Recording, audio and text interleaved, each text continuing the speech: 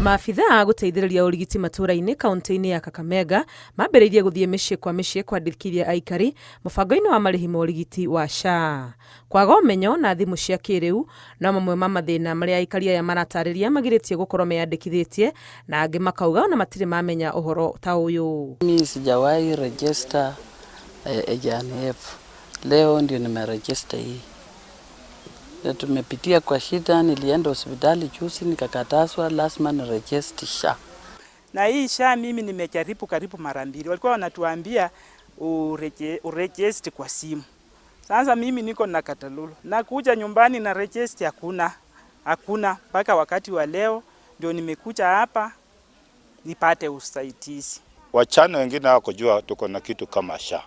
Lakini Patrick Makuva wakati ameanza kutembea boma kwa boma, hata ndio kwa sababu yao mama wako hapa.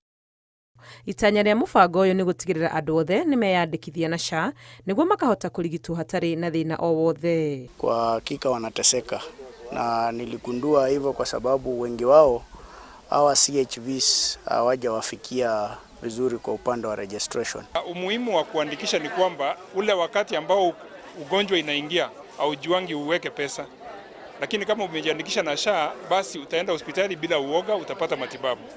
Kuringana na abitha mũrũgamĩrĩri wa SHA gũkũ Kakamega, mũigana wa andũ arĩa meyandĩkithĩtie na SHA nĩ mũnini mũno, kuona Kakamega nĩ imwe ya kaunti iria irĩ ũingĩ wa andũ. Watu 1,800,000 wanafaa kuandikishwa Kakamega, lakini kufikia saa hii tumeregister approximately about 280,000 people.